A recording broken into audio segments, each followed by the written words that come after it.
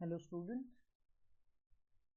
in the last session we have discussed command line arguments in Java.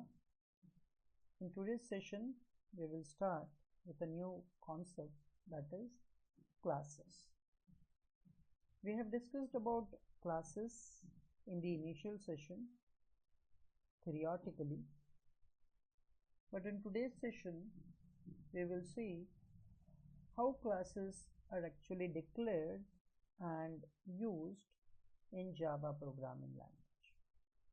So let's start.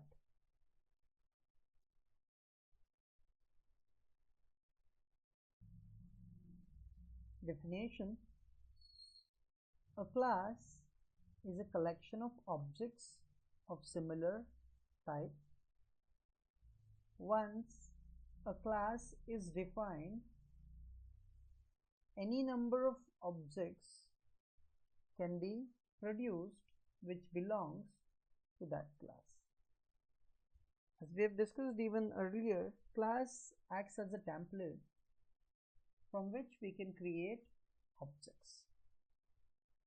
Like we have data types from which we create variables, like we have int type, we create variables like int of a comma b comma c comma d. So type here it is integer, which is predefined, but even class acts as a type, but this is a user defined type, means we have to declare the class.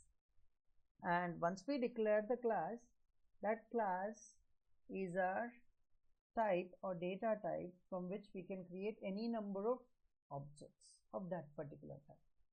So let's see a syntax how a class is declared in Java. So this is a class declaration.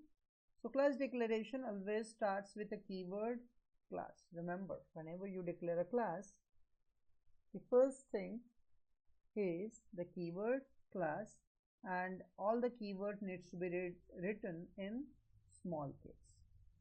Then you have the name of the class, so you can give any name to the class, and after that you have extends superclass name. Again, if you look at this, it has been declared in square brackets. That simply means this part in the declaration it is optional. No need to use this particular part in all the class declarations. Wherever you want to inherit properties from the superclass, then you can use this particular part, that is extends name of the superclass from which you are inheriting the properties. So we will discuss about extends and the superclass subclass in the later section. So this is the declaration. Okay, then we have flower bracket open and flower bracket close. Inside the flower bracket open and flower bracket close, that is called as the body of the class.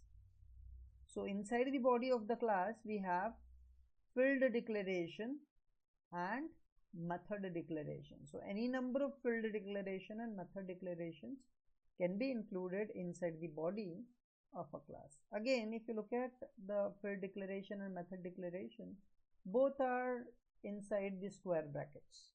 That simply means both are optional. You can create a class without field declaration and without method declaration as well, but a class without the body or without any fields and methods is of no use. So you should have at least some field declaration and method declarations inside the class. So this is a typical syntax of class declaration in Java. Remember, we have the class keyword, name of the class, then optionally you have extends superclass, and inside the flower bracket open and close you have field declaration, that is simply your variable declaration, and method means functions declaration. Okay, let's see one by one. Field declaration first. Field declaration, that is the data. So data is encapsulated in class by placing data fields inside the body of class definition. These variables are called as instance variable. So field declarations, as I've told you, are variable declarations which have been encapsulated inside the class. We include it inside the class. And the variables which are declared inside the class are called as instance variable. Remember, one example is given here. We have a class rectangle, and inside this class we have some field declaration. The fields are the variable length and width, and both of those are of type integer, and these are called as instance variable. Remember, so these are variables, specifically it is instance variables. Okay, so this is how fields are declared inside the class. So this example simply explains you how fields are declared. Again, this declaration, it is very similar to the variable declaration on C programming language as well, but only one important thing to remember is these variables are declared inside the class. Same way, even methods can be declared, and methods are used to manipulate the data contained in the class.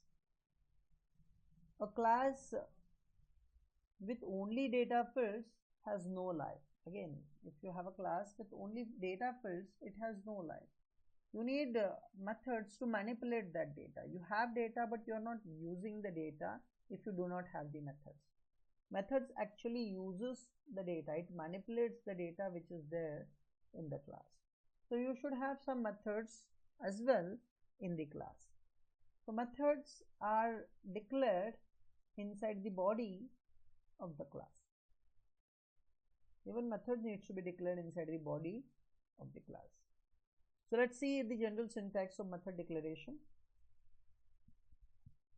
Java uses a similar method declarations which we have used in C programming language. In C we call it as function. In Java we call the same thing as a method. So method and function both are similar.